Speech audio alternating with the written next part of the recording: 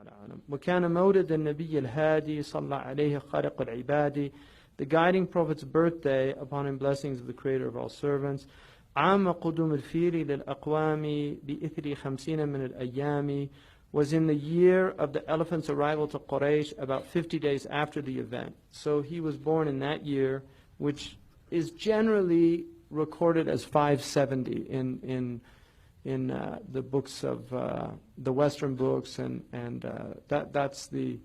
I mean, we can't. It's hard to know with absolute certainty if it was, but it was definitely 569, 570. Some will even say 571 or 2. So, and then he says, في يوم الاثنين من شهر الأغر في ثالث الشهر أو الثاني عشر. On Monday in the blessed day of month of Rabi' al-Awwal, the 3rd of the month or the 12th month, you'll get 8, 9, 10, 12. There's different opinions. The dominant and strongest opinion, it was on the 12th. And that's what, it's a national holiday in every single country, Muslim country, with the exception of one. But all the other Muslim countries have it as a national holiday to celebrate the Prophet ﷺ's birthday. And historically it was celebrated with great fanfare throughout the Muslim world.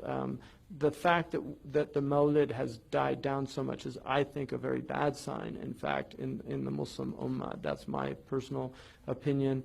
The Mawlid was an immense time of feeding people, of feeding the poor, of charity, of reading the seerah, of reading the shama'il, reciting qasaid, writing poems, delivering poems, visitations. It was a big time because people just felt the blessing of the Prophet, particularly in that month. But the Mawlid is celebrated throughout the year by people that celebrate the Mawlid. So it's not that they don't just celebrate it on Rabi' al-Awwal or the 12th, but literally will recite it. It's very beautiful to recite the Mawlid, and Barzanji's is certainly probably the best and most authoritative. Imam al-Kattani, which is the Moroccan Mawlid, has a beautiful Mawlid also recited in Morocco. But it's something that you really want your children exposed to, the Mawlid. It's important to celebrate the birthday of the Prophet ﷺ. The birthday, the Mawlid, if anybody tells you that it's a bid'ah, well, Surah Maryam is basically a Mawlid because it's relating the story of how Jesus was born. And that's what the Mawlid is doing. It's just you relate the story of how the Prophet ﷺ was born. That's all it is. It's looking at his story and celebrating it, sallallahu alayhi wa alihi wa sallam. بِطَالِعِ الْجَدِي وَكَانَ الْمُشْتَرِي. Okay, we did that. Any other question? Mm-hmm. What was the Sahaba's tradition in terms of celebrating the Prophet's birthday? Well, they celebrated his being every day and they didn't have any particular, no. There's no doubt that it was a later innovation in terms of doing it on the 12th of Rabi' al-Awwal. There's no doubt that is a bid'ah to do that.